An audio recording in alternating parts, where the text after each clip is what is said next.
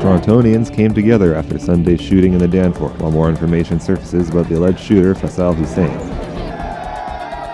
Former cricket player Imran Khan is Pakistan's new prime minister, despite accusations of vote rigging by rivals.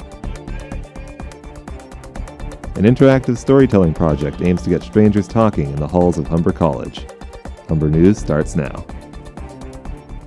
I'm Bobby Mahalik here at the newsroom at Humber's North Campus. It's July 26th. Here's what's making news. A police source has confirmed Danforth gunsman Faisal Hussein died of a self-inflicted gunshot wound to the head after the tragic shooting on Sunday. The 29-year-old had no history of criminal activity, but did have at least 2 prior mental health interactions with police. In a statement, Faisal's family said he struggled with mental health challenges, including psychosis, his entire life. During high school at Victoria Park Collegiate Institute, he was part of a special program called Focus on Success for at-risk youth. It's unknown how Faisal obtained the handgun he used during the shooting, but there is speculation the gun may have belonged to his brother, Fahad Hussein. Fahad was facing drug and weapon-related charges last year before he slipped into a coma.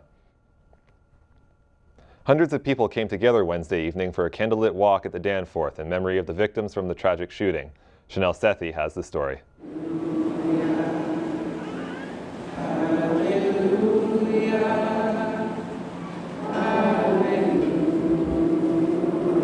The community of Greektown came together in the evening vigil to mourn the losses of the deadly shooting here Sunday night. For some, coming out with their community this evening is a way of processing what happened. I was in the second cup while it happened, so you were actually at the second cup when he was shooting in, and so I don't know, I'm really paranoid being on the Danforth now and just kind of cautious about everyone around me. But the crowds took back their streets tonight, walking together, calling for a Danforth strong. Premier Doug Ford joined the community as people came together to try to make sense of the violent attack. I think it's completely unnecessary. I think we need to turn to each other, hold each other close. We need to start looking at each other in the eyes instead of our phones. We need to start reaching out to each other and hold each other as close as possible. Toronto has seen unprecedented violence in the last few months, with gang-related shootings and the mass van attack that killed 10 people on Yonge Street in April.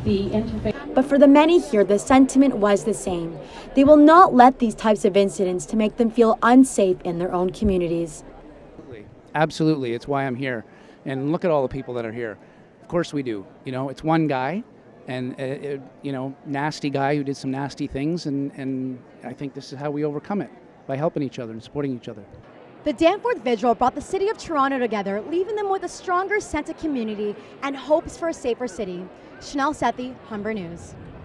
While ISIS often claims responsibility for attacks that they have nothing to do with, the Toronto community is facing racism after the Danforth attack. A Muslim family at Jack Layton Ferry Terminal was berated by a drunk man. A 4-minute video of the incident has gone viral. Hey, he's drunk! You be in the front, I'm in the back, don't worry, I'm here. Toronto police responded to calls about an assault around 6:30 p.m. on Monday, but no arrests were made. No connections have been made between ISIS and the shooting. An Ontario teacher has been charged in the drowning of a student during an Algonquin Park canoe trip. After an investigation of the July 2017 incident, 54-year-old Nicholas Mills was charged with criminal negligence for allegedly causing the death of his student, Jeremiah Perry. Mills was the trip coordinator and the team leader assigned to Perry and his group that day. Mills is scheduled to appear in court on September 11th. York University students will head back to school this fall after the Ford government ended a nearly 5-month-long strike. Well, the only people getting hurt at York University, and I've met numerous students, are the students. I believe in fair negotiation, and I will always respect that. But there's a time that we have to move forward. But again, over the next day or weeks, we'll address that. An omnibus bill containing back-to-work legislation was introduced by the newly elected Progressive Conservatives last week and passed its third reading Wednesday. As Premier, Ford has fulfilled another of his campaign promises by ending what is said to be the longest university strike in Canadian history. The labor dispute at the Toronto University started March 5th and saw 3,000 contract faculty, graduate teaching, and research assistants walk off the job. Canadians have learned that they are the owners of a second pipeline. CBC News is reporting that the Trudeau government's $4.5 billion deal to acquire the Kinder Morgan Trans Mountain Pipeline includes the Puget Sound Pipeline. This short spur line transports Canadian crude oil from Abbotsford, BC to refineries in Washington state.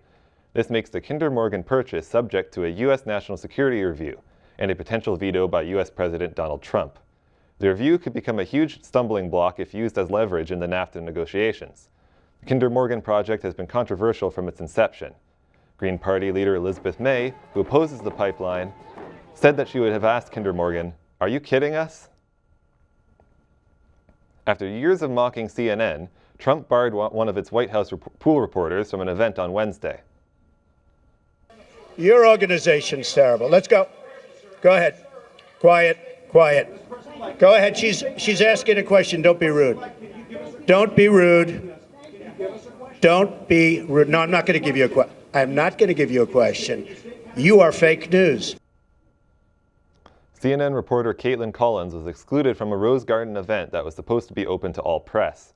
She was later banned for questions at an earlier event regarding the Michael Cohen tapes and a postponed visit from Vladimir Putin, which the White House deemed inappropriate. CNN released a statement regarding the incident, which included the questions Collin asked the president, saying they were not inappropriate and the White House's decision is retaliatory in nature. In a statement, White House Press Secretary Sarah Huckabee Sanders said that Collins in particular was barred, but the network was free to bring in another reporter. There's been media outcry over the incident, with many media outlets raising the issue of a free press. Even longtime Trump favorite Fox News backed CNN following the incident. As a member of the White House press pool, Fox stands firmly with CNN on this issue of access. So far, no response from the White House. Pakistan has a new prime minister. Former cricket star Imran Khan has claimed victory in Pakistan's disputed election. Khan, who captained Pakistan to a World Cup victory in 1992, is now set to become the country's new prime minister. He has presented himself as a change candidate bent on building a new Pakistan. Supporters have been parading across the country to celebrate their victory. On election day, a bomb killed 31 people at a polling station in the city of Quetta. The Human Rights Commission called Pakistan called the election the dirtiest in the country's history. The leader of the next government of Pakistan, an Islamic Republic of 207 million people, will have to deal with a massive debt crisis and a polarized political atmosphere. New drone footage is showing the world the full extent of the devastation caused by Greece's deadliest wildfires in decades. The footage captured the destroyed village of Mati near the Greek capital of Athens, where a wildfire began 3 days ago. Aided by high winds, over 1,000 buildings across the coastal Attica region were destroyed by the wildfire, leaving entire plots of land scorched and in ruin. 85 people have been confirmed dead so far, and another 187 suffered various injuries. The death toll from the fire is expected to rise as rescue workers and volunteers continue to search through devastated homes and charred vehicles for the dozens of people still missing. The exact cause of the wildfire has yet to be determined. Laos is struggling with flash floods after an under-construction hydroelectric dam collapsed on Monday. Officials say that the dam collapsed due to heavy rains and flooding in the country. Much of the Atai Phu province along the Laotian border was submerged, and the water is now making its way across the border to Cambodia. The resultant floods have displaced 6,000 people and killed 26. Laotian officials are searching for missing people and are being assisted by rescue personnel from China and Thailand. South Korean President Moon Jae-in ordered an emergency relief team to carry out the operations in Laos. The scale of the disaster is still unknown as the water level has not yet receded and Cambodia has started evacuating people along its border.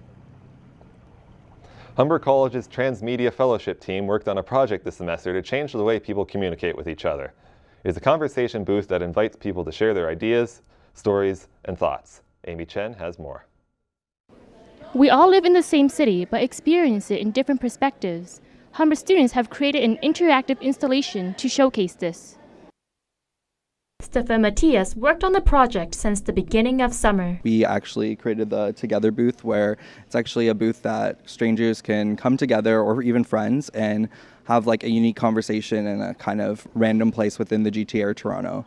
And our goal was to kind of like harbor connections between people and create a unique experience between two people that have like possibly never met in their entire life.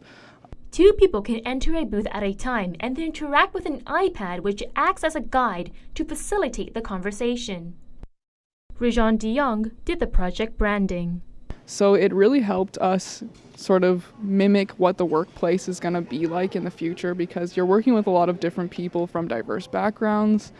Instead of being online, the transmedia project is going to be in the real world for 1 year. Amy Chen, Humber News. We're going to take a quick break. Still ahead is the latest in sports, but first, Clement has a preview of your 3-day weather forecast.